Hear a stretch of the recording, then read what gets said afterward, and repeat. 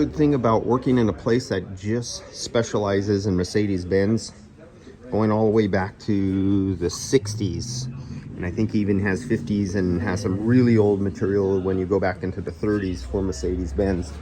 Even, where's the microfiche at? The microfiche machine's here too. He has the old dealership, everything from dealerships that was on microfiche for Mercedes, he has it. And so if I have to look up specifications, I could look up specifications. Like if I need to know that this system came with 10 ounces of 500 viscosity mineral oil in it, and it burned up a clutch bearing. Customer says he's never had AC since he got it. The clutch bearing went out. The clutch bearing isn't a problem. This came later. The AC was already not working, and the way I can tell that was I just took off the bolt from the belly of the compressor. These have a belly, a sump pump right there. You see that sump pump? That sump pump will hold roughly 6 ounces of oil.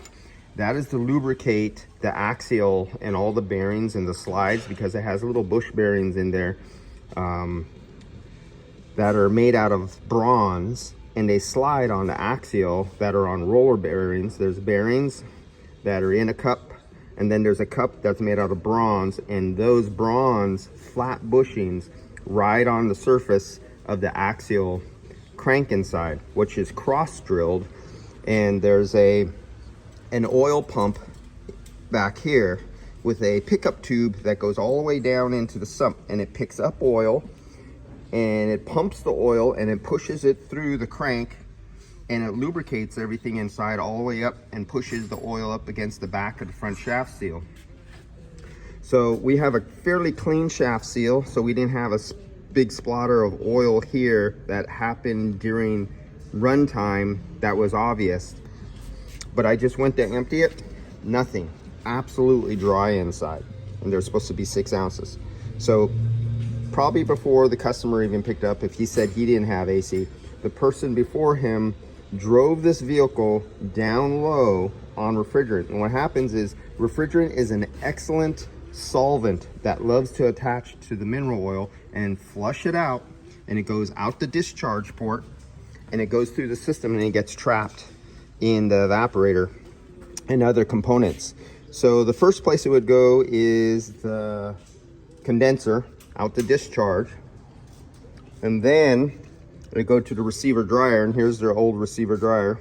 And if we look in the receiver dryer, it has a pretty clean window, you know, a little bit of oily residue, but there's no brown, there's no rust, this oil was black in here.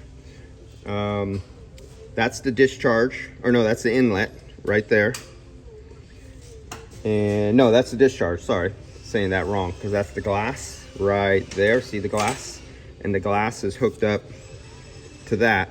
So you got oil right there. And you see how oil went. If you look in the threads, you see how black it is. How you like their fix. When they had a leak at one point, they put a screw in there. And now we come to the discharge, and you look in the prison, there's oil residue there. So we have oil residue there, a little bit on the suction, very thick, but nothing inside here. If I drill the hole in here, I'm pretty sure nothing will come out the bottom of this receiver dryer. Nothing is inside here. So if the system was operating, well, where did all that oil go? Well, if you would pull the evaporator or flush through the evaporator, you would find out you have 6 ounces or so of oil up in the evaporator. We're cutting, splicing, we're going through the hose. There's a little oil residue inside the hose, but nothing in compressor, nothing in condenser, nothing in an old receiver dryer. So where did it go? There's no leaks. There's no, I mean, there was a seepage here from the old hose. This is a replacement from an AC shop. There was a seepage here. That could have been some loss, but it's not big enough where we'd see a lot of oil residue down here and buildup of dust over the years. That never happened. It was like more of a greasy thing. And so you try to be a Sherlock Holmes and try to do reverse diagnosis in the way of things failed. But what you would know, if you were the kind of shop who says, oh, we don't believe in flushing the system, we get away with it, and you're not the kind of shop or technician who checks the oil quantity in each one of your components, like in here, you drill a hole in the bottom of here because all the liquid goes down, and you let it drain out and see if any oil comes out of here. Measure it. Here, you measure the oil that comes out here. Add them up. How much is it to the total 10 out capacity? Well, in this case, it's 0. But it should be, say, 6 ounces. Oh, maybe you'll get like a 1/4 ounce out. There's some stuck in the pad. It's absorbed in the pad.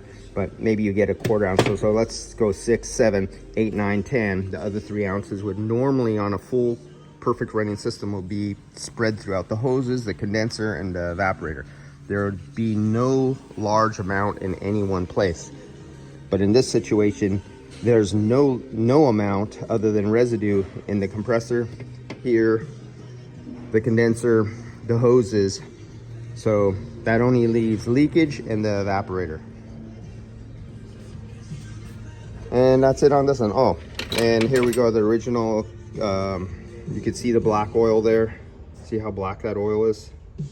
And made in West Germany, back in the time when there was a East Germany and West Germany, and they actually had to make a point of it being West Germany and not East Germany. See you guys later. Original Frigidaire.